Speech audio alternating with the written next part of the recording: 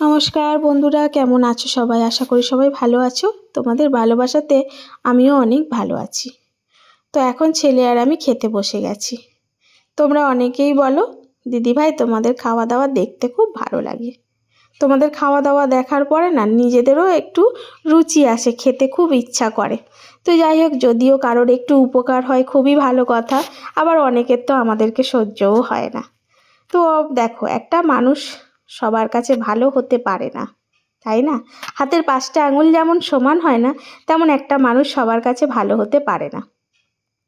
আমি যতটা পারি, যেমন পারি, সেইভাবেই তোমাদের কাছে তুলে ধরি আমার সংসারের ভিডিও। এখানে কোনো রকম বাড়তি কিছু তোমাদের সামনে তুলে ধরি না। তো আজকে কি দিয়ে খেলাম জানো? কালকে ঘরের বাসি তরকারি ছিল। আমরা কিন্তু আগের দিনের তরকারিকে বাসি তরকারিই বলে থাকি। তো সেখানে পুঁই শাকের ঘন্ট ছিল আর একটু আমুদি মাছের ঝাল ছিল। তো ভাবলাম শুধু এই পুঁই শাকের ঘন্ট আর আমুদি মাছের ঝাল দিয়ে খেয়ে নেব।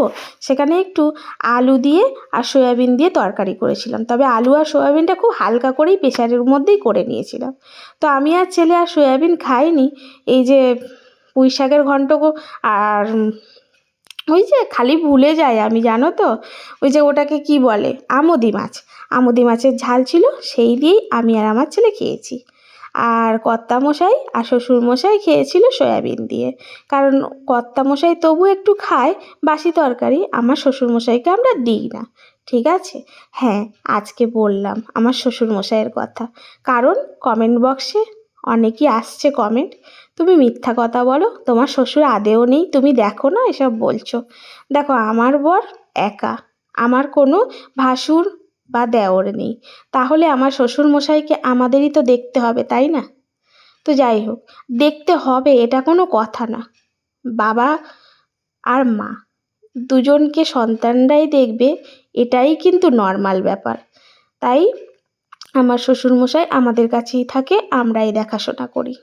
যাকে এবার তোমরা অনেকে বলো ক্যামেরার সামনে কেন আনো না।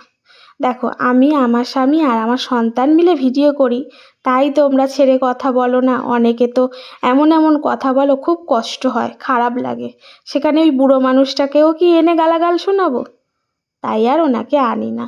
যদি এতে কোনো ভুল হয়ে থাকে তাহলে ক্ষমা করে দিও। যাকগে, এখন ছেলে আর আমি খেয়ে নিই সুন্দর করে।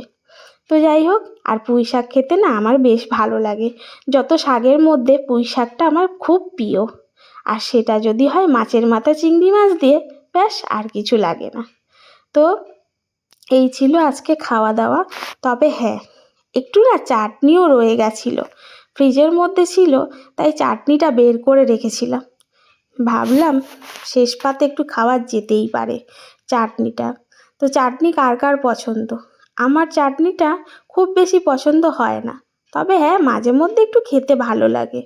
আর কর্তামশাই মানে শেষ পাতে যদি চাটনি থাকে তাহলে একটু ভাত নিয়ে চাটনি দিয়ে মেখে খায়। বলে কি, আমার বেশ ভালো লাগে চাটনি দিয়ে ভাত খেতে। ওই দেখা দেখি আজকাল দেখি ছেলেটাও চাটনি দিয়ে ভাত খেতে ভালোবাসে। তো ওই জন্যই ভাবলাম ঠিক আছে, চাটনিটা বের করে রাখি।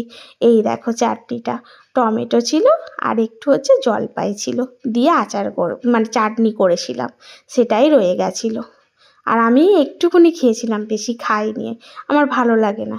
যাকগে, আজকে এই ছিল খাবার দাবার, আর কিছু কথা তোমাদের সঙ্গে শেয়ার করলাম। সবাই ভালো থেকো।